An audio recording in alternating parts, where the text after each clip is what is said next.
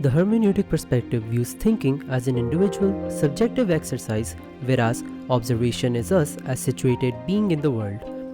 Both thinking and observation are grounded in Heidegger's notion of Dasein, the lived experience of human existence as beings engaged with and immersed in the world around them. Reflection involves carefully examining our preconceptions and what is before us through the lens of our situatedness or Dasein. It allows us to identify meaning by adopting a deeper, more holistic perspective informed by our being in the world. Analysis deconstructs the object of study into its constituent parts.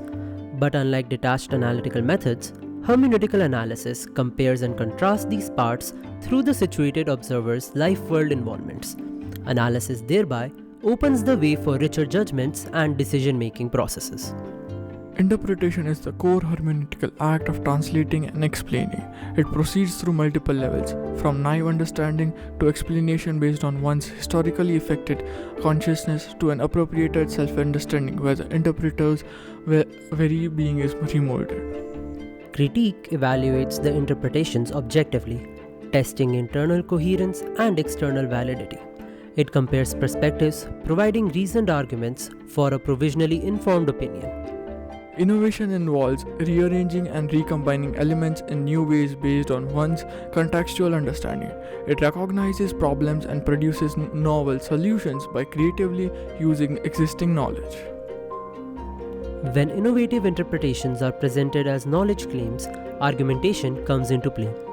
Hermeneutical argumentation grounds assertions in the researcher's perspective while remaining open to other viewpoints. The problem with hermeneutic revision of Bloom's taxonomy is that it does not cater to an engineering process. According to Cambridge Dictionary, engineering is the study of applying science to build machines or other systems. Just like science has evolved from constant iterations and trial and error, engineering also requires such constant iterations. And during the process, things will fail and snap and break. And at the end, you have to keep going to the drawing board again and again till it works. The hermeneutic taxonomy does not encapsulate this characteristic of engineering. Hermeneutics also relies a lot on established truths and neglects to inquire about the truthfulness of what we already know. This limits people from exploration and can hinder innovation during an engineering process. For engineers, we need a taxonomy which is flexible, open, and caters to the individual. We shall now present our taxonomy for engineers. Hello everybody! It was great listening to your understanding of the hermeneutic taxonomy and listening to your critique. But now I want to see the engineering taxonomy which you guys have been working on.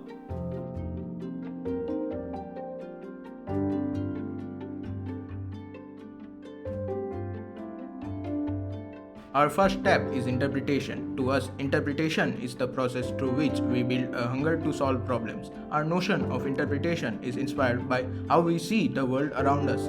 We first observe, and these observations lead us to questions. In order to evaluate these questions, we make further observations until we have a big picture or idea of what we want to do. These processes of observing and questioning occur simultaneously, and this superposition is what we call interpretation. Once we find the hunger to explore a problem or topic, we begin to conceptualize. This is the step where we do the following. Think of the problem in a scientific manner, find the existing solutions, research the science behind the problem, and think of new solutions. When we conceptualize, we are abstracting the problem from our environment and are trying to solve the system in a simplified manner. This is also the step where we theoretically test our new solutions and check if they make sense in the lens of science. Our knowledge from conceptualizing the problem allows us to see all existing solutions and narrow down our options. This step is inspired by optimization in mathematics, where we try to maximize utility by avoiding unnecessary calculations and steps. When we try to optimize our findings, we end up saving a lot of time in the long run, and by the end of it, we should be left with one or two solutions that we actually implement. During prototyping, we are trying to verify the solutions or systems that we end up during optimization. This can be done using computer simulations or simple physical models. Prototyping helps us testing our hypothesis and tweaking any parameters for our solution with all the variables mimicking real environment. If the solution we landed do not work, we can always fall back to the previous stages. Once we have verified the scientific concepts through prototyping, we can think about building a more complete prototype and testing it from the user's point of view. During conceptualization, we abstracted the problem from the environment, and testing in such a way allows us to take into account variables that we had abstracted. Also, while building out a solution, we do not think much from the end user's perspective. Testing allows us to factor in how a user would use our solution. Innovation marks the end of engineering process. We would call a solution an innovation if it is more efficient than existing solutions or if it fulfills a user's needs. Achieving innovation is not a linear process. It includes several attempts and failures and the act of interpreting those failures. Therefore, our engineering taxonomy is cyclic in nature, and only when you fulfill your goals do you exit the cycle and would call your solution an innovation. Now we shall show you the example of SpaceX to illustrate our taxonomy. Interpretation. Elon Musk wanted to build rockets, something which was always on his bucket list. He found out that Russian motors and rockets in general were very expensive, and rockets in general wasted a lot of resource. This is how he observed the environment of rocket business and identified a major problem, thus summarizing interpretation. Conceptualization. Musk started to educate himself in rocket science, allowing him to formulate new creative ideas. He gained knowledge through collaboration and by leveraging his ideas in rocketry. Optimization. Elon Musk and SpaceX explored various solutions in their pursuit of innovation in the aerospace industry, ultimately selecting the concept of reusable rockets as the most promising solution. Prototyping. Elon Musk experimented with prototypes in aerospace, ultimately choosing reusable rockets as a solution.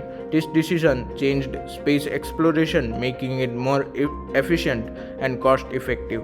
Testing. By thoroughly testing engines, SpaceX minimizes the risk of malfunctions during actual flight, enhancing safety and reliability. The testing was done under real-world conditions, allowing them to factor in variables like location and weather. Innovation. Elon Musk achieved success in creating fully reusable first-stage rockets. This breakthrough marked a significant milestone in space exploration, drastically reducing the cost of launches and revolutionizing the aerospace industry.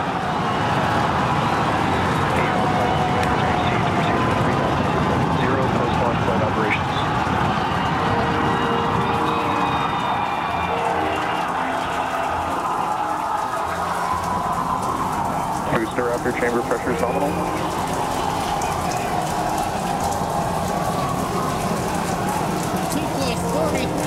Into the test flight of the inaugural Starship vehicle.